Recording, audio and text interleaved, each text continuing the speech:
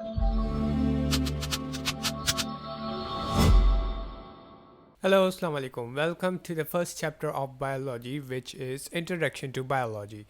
In this topic, we will be covering biology and its some branches, and we will be covering biological method. We will be covering impact of biology and its application, and we will be covering abiogenesis and biogenesis. First of all, we will discuss what is biology. Biology is a branch of science, and the word bio and logy are forming biology. Bio means life and logos mean thoughts and reasoning. Biology is further divided into zoology and botany. Zoology, zoo in which we go and visit and have fun. When we are kids, see animals over there is for the study of animals, and botany is the study of plants. As we know, both are living things. Morphology. Morphology is a branch of biology which study with the external structure. Then we have anatomy. Anatomy is that sort of study in which we study the internal structures of the body, and superficial study of the external structure as well is done in anatomy. Histology. Histology is the study of tissues. As we know, our body have different type of tissues. Tissues for brain are different and tissues for kidney are different.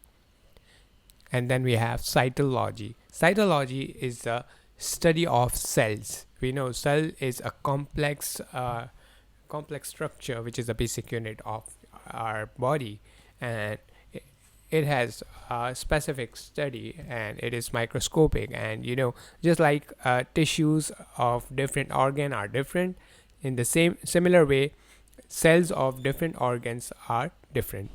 Physiology. It is a study of functioning of the body, that how the body is working.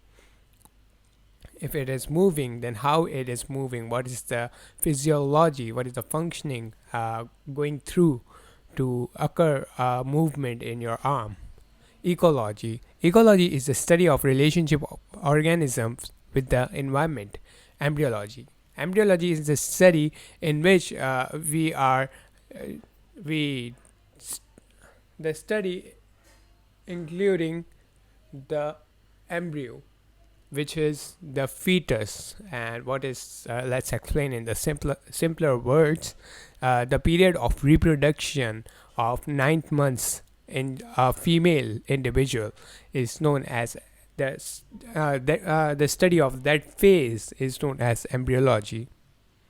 After that, we have taxonomy. Taxonomy is the branch of naming, which means the study and concept of naming of organism. Genetics. Genetics. What is genetics? We all know our cell contain DNA, which contain genes, and genes are the genetic codes of our body. Just like we have codes in our computer programs, just like right now you're watching YouTube, then youtube.com have this website have a code, just like human body have a code known as genetic code and its genes.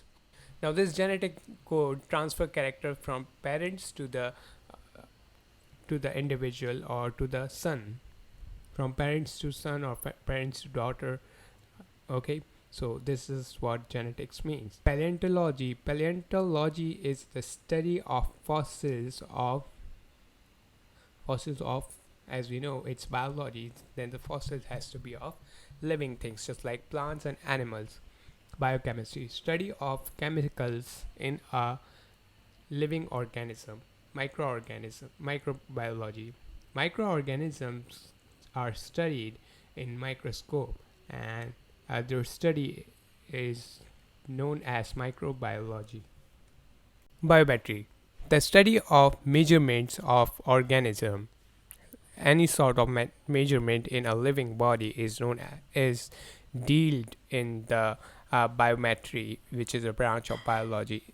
And biosociology is the branch which studies social behaviors of organisms. And molecular biology is the study in which molecules are studied specifically. And after that, we have environmental biology, and environmental body study the effects of environment on an organism. Marine biology is the study of life, which means study of things, living things in marine water, which is sea and ocean, water of sea and ocean. Freshwater organisms are studied in the freshwater biology. And then we have parasitology. You know, parasites are the living organisms which depend upon other living organisms, are known as parasite, and their study is known as parasitology. Now let's talk about what is biological method. Biological method is an introduced method due to which scientists make any new in which we can discovery. It's not an invention, because invention is something which is made by human themselves, but it's not always invention. So it's something like a biological method is a organized method which is followed, which is a protocol followed by a scientist or a biologist or anyone working in the science field, and mainly this will concern the biology. So this method allows them to make any research and lead to any conclusion or law. So first of all, we have observation. They uses some sort of equipments to have a look at any problem or anything which they have observed. Like there are many patients uh, are being affected by malaria. That was a suspicious thing for scientists to observe.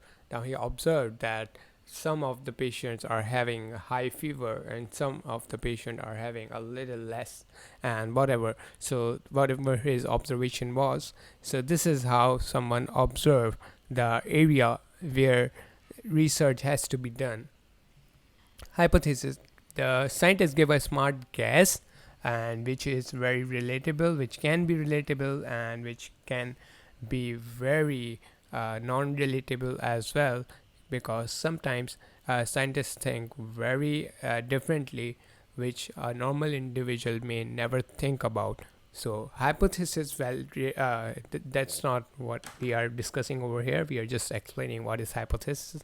So hypothesis is just a smart guess by scientists. They just give their opinion and suggestion by their smartness. They think that what could be the possible solution of the following problem, such as the plasmodium is causing malaria. So they just made a smart guess that plasmodium is causing malaria, while the guess is not so sure. But over here, we are make showing it sure just for for the sake of example. Deduction.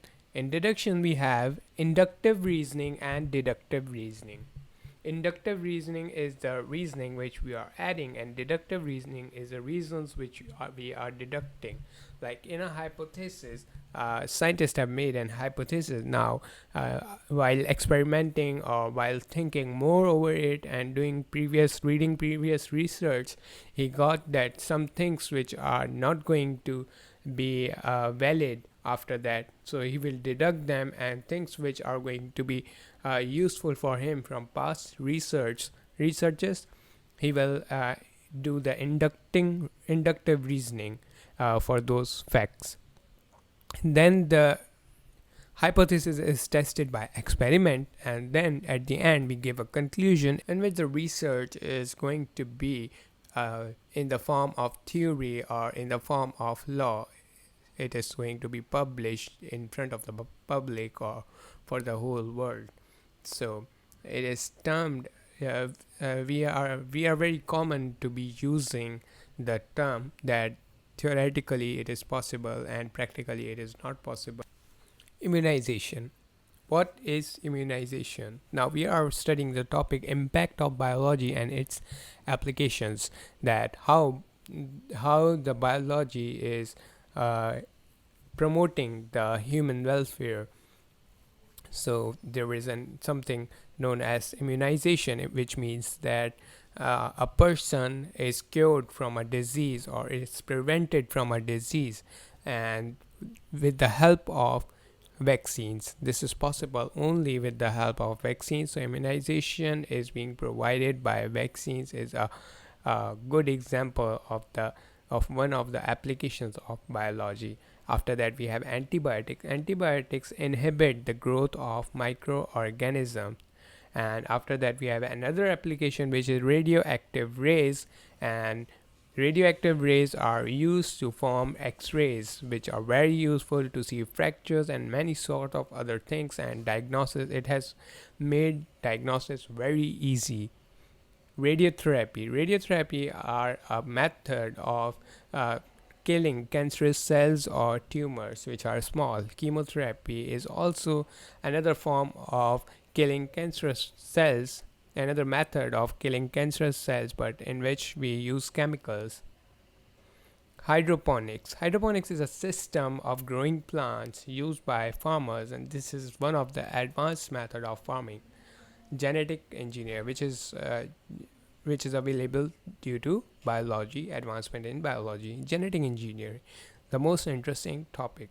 In this topic, we are going to explain a very major stuff which is cloning. As I told you, what is gene? Gene is the segments of DNA and the code of human, and sometimes it can have errors in it, and those errors has to be corrected. And genetic engineering is the field which is studying on genetics so that they can be able to remake the genes or make changes to human gene and get rid of the genetic disorders which are a very big problem in the world.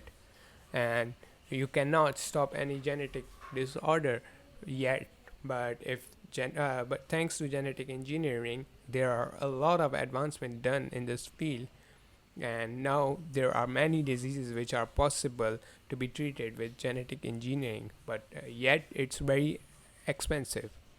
So there are two other technologies of genetic engineering, which are tissue culture and the cloning. Cloning is a method of making copies of an organism, just like we make copies of paper in a printer shop. No, not like Tom and Jerry that we put the picture of a paper on a paper and then put into the printer and print a lot of Toms or a lot of Jerrys out. That's not the mechanism here. Here we form a new organism within the laboratory, and one of the successful experiment on cloning is one of the sheep which was formed and which was born by cloning. Today's last topic is abiogenesis and biogenesis. Abiogenesis and biogenesis are concepts of the creation of life. So, some people think that the existence of life is due to the formation is due to the non-living things, just like as we saw that the fungus on a bread is formed and appearance of maggots in a dead body. This make up the concept in the human brain about abiogenesis, that the human or living things are formed by non-living things, while biogenesis is the concept that a person think that the living body is always formed by a living body.